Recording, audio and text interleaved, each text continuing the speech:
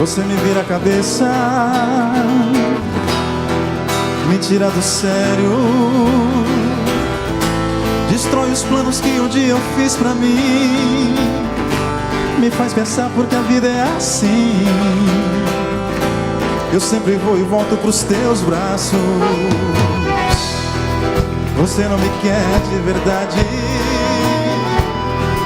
no fundo eu sou sua vaidade. Eu vivo seguindo os seus passos, eu sempre estou preso em seus laços. Estamos de volta com o Estúdio Livre e agora nós vamos bater um papo com os nossos convidados, com a fonoaudióloga Ana Kelly. Muito obrigada, Ana, pela sua presença. Obrigada a você pelo convite, é um prazer estar aqui. Agradeço também a presença do professor Renan da Cunha, do curso de Psicologia. Muito obrigada, professor. Eu que agradeço, muito obrigado pelo convite. E, professor, para começar a nossa entrevista, não é? Qual a grade curricular do curso de Psicologia? Bom, o curso de Psicologia, pelo que o MEC pede, ele é um curso generalista. Então a gente estuda a psicologia da maneira mais ampla possível. Mas nós estudamos psicologia social, nós estudamos a história da psicologia, neurofisiologia, psicologia do trânsito, psicologia da saúde ocupacional, né? Então nós temos várias abordagens dentro da psicologia que a gente estuda ao longo desses 5 anos. E, professor, hoje a gente vai falar sobre pessoas tímidas, sobre vergonha de falar em público, né? E qual, assim, o psicólogo, ele diria que uma pessoa ela é tímida devido a problemas que aconteceram na infância, devido a problemas que aconteceram durante a vida toda dela? Como que é esse fato da pessoa ser tão tímida a ponto de não conseguir falar em público? Então, a gente tem alguns potenciais, né, que todas as pessoas têm. Nós temos inteligências múltiplas. Uma delas é a inteligência interpessoal, né? Então a gente tem um grande potencial que pode ser desenvolvido e você vê que tem pessoas que têm maior facilidade para falar em público porque treinam, porque são estimuladas para isso, né? E você vê que tem pessoas que são mais retraídas. Então isso vem tanto desse desenvolvimento, dessa estimulação a esse relacionamento interpessoal, a se colocar em público, né? Quanto de algumas características que podem ser, inclusive, genéticas também. E, Ana, você é fonoaudióloga, lida com isso, não é? Qual a importância da pessoa ter essa boa comunicação no mercado de trabalho, por exemplo? Bom, o desenvolvimento da competência comunicativa, ela é primordial para o mercado de trabalho, né? Vou dar o meu exemplo. Eu era uma pessoa bastante tímida. Na faixa etária do pessoal, da galera que está aqui, eu era aquela que não fazia pergunta, eu sentava no canto da sala, eu não buscava isso por ser mais envergonhada. E fui buscar mecanismos para eu me desenvolver. E aí a gente vai conseguindo e vai ganhando, de fato, mais mercado. Então, qualquer pessoa que tem o desejo, ela pode se desenvolver quanto ao aspecto da comunicação dela. E, professor, o senhor comentou que as aulas de psicologia têm muita teoria e muito mais, mas também tem aulas práticas, não é? Como são essas aulas práticas do curso de psicologia aqui na UCDB? Bom, a gente tem algumas práticas no laboratório, né, em psicologia experimental animal.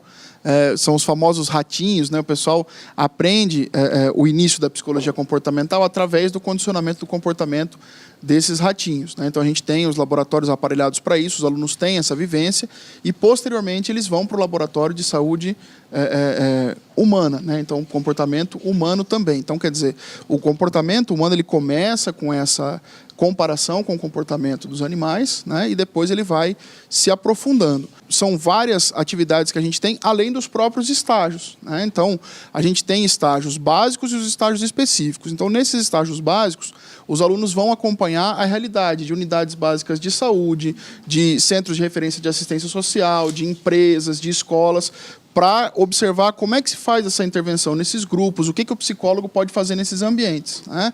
E aí, quando eles chegam ao 9º semestre, eles vão fazer essa prática já com tudo que eles aprenderam ao longo do curso, eles vão exercitar isso. E, Ana, já falando nessas aulas práticas, para a gente vencer a timidez não é só técnica, não é? Tem todo ali um conjunto de fatores. É muito importante a gente pensar que a comunicação ela possui um tripé, que é o não verbal, o verbal e a argumentação, o discurso. Quando a gente fala de comunicação não verbal, a gente está falando do gesto, a gente está falando da roupa, a gente está falando da movimentação dentro do ambiente, que é o que a gente chama de proxêmica. A gente fala de todos os elementos que compõem. Você vai usar um slide, se você vai ter um grupo com quem você vai apresentar, a gestualidade, enfim, outras coisas também. Quando a gente fala de fala e de voz, a gente está falando de duas coisas diferentes. Quando você fala de voz, você está falando da intenção do discurso. Quando você fala, né, a articulação, você está falando num sentido de passar credibilidade, que são coisas que são juntas, mas você pode trabalhar separadamente, tecnicamente, com exercícios. E você tem a argumentação, que é o que eu estou fazendo, que é o meu discurso, é as palavras que eu utilizo, como eu organizo isso, o que entra no começo, no meio, no final, o que é interessante eu falar. Meu nome é Herbert, já estão falando aqui que a pergunta é sobre gagueira, que eu sou muito gago. Aí, quando estou tocando, como eu faz de conta que eu sou um personagem, aí procuro não gaguejar, mas é muito raro isso, né? Sempre eu gaguejo. Aí, queria saber alguma coisa para parar com isso, se é a lua, porque quando tem uma lua, eu estou muito gago, aí eu tenho que mandar só mensagem para todo mundo. E aí eu não sei se é verdade, fala para ele se é a lua ou não, se é uma fase, eu também não sei explicar isso. A gagueira, ela se manifesta de várias formas. Ela está muito ligada à psicologia, ao emocional. Então, o que tem no teu entorno que te desestabiliza emocionalmente e faz você ficar mais desfluente? Esse é um ponto. Tem que se identificar qual é a forma como ela apresenta, hesitação, quebras de fluxo, enfim. Então, isso é uma coisa que tem que tem que se saber. A pessoa que tem disfluência, quando ela já tem dentro do sistema nervoso central montado o que ela vai fazer, como por exemplo a música, ela não vai gaguejar. Ela não vai ter disfluência. Né? Por isso que muitas vezes um recurso que um disfluente pode utilizar é ter um som, uma pista auditiva que faz com que ele fique mais fluente, entende? Então, não tem uma receita de bolo para uma pessoa que tem uma gagueira. O que tem é uma adaptação para cada indivíduo, porque cada um se manifesta de uma maneira diferente. A fase da lua tem alguma coisa a ver também?